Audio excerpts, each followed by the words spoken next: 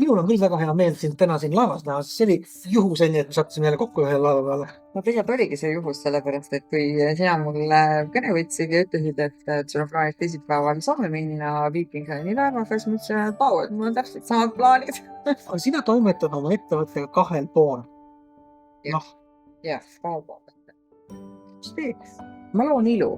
Mulle meeldib seda öelda, sellepärast et nii puhastusteenuste ettevõte on selline, kus sa ikkagi lood ilu, paned asjad korda, teed puhtaks, annad inimestele parema keskkonna, töökeskkonna, kodukeskkonna. Ja teisalt on eranddisain, sisustustooted ja elustiilitooted, mille abil siis samamoodi on võimalus ilu luua. Kuidas sinu juurde sattusid? Karmani ma jõudsingi täiesti juhuslikult. See oli aastal 2020, kui ta korraldas Pärnus müügiseminari ja mina just vaatasin, et hästi selline maskuliinne ja kuidagi nagu mulle jäi mulje tema varasematest ülesastumistest juba, et ta teab, mida ta räägib ja tal on midagi öelda. Ja siis ma olin alguspunktil 2022 oktoober. Ja alguspunkt oli lahe, see oli ikkagi nagu mitu päeva. Muidugi see vibe, mis seal tekkis nendel esimestel tundidel. Et see oli hästi äge.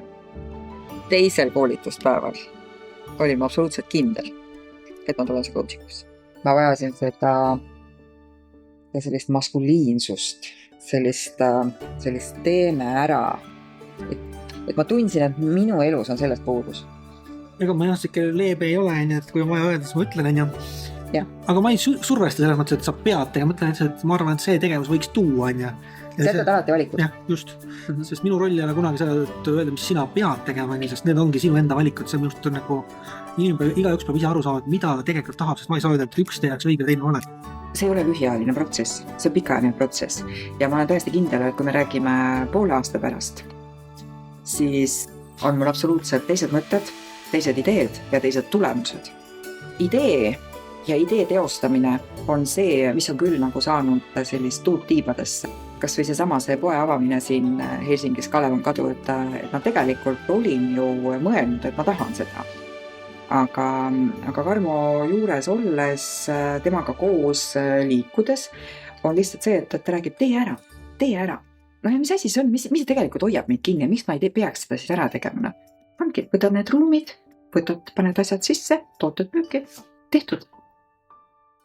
Inimene siis, kui ta saab aru, et vana enam ei toimi, aga ta ei oska üksinda edasi minna, siis on vajalik leida endale keegi, kes sulle sinu mõtteid tagasi peegeldab.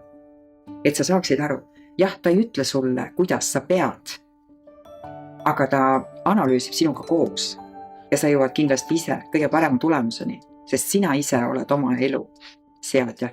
Kui inimene ütleb, et Karmo, ma tulen sulle coachingusse, ma aitan muuta mõttemustreid ehk ta saab uue vaatenurga asjadele. Ta hakkab nägema võimalusi seal, kus enne olid takistused.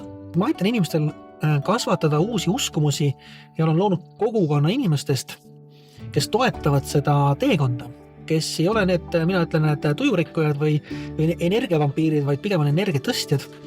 Sa lähed ta juurde, ütled, et mul on selline eesmärk ja tema ütleb, okei, istume maha, mõtlema, kuidas ära teha. Koostöö tegevusplaan ja sügem jõust.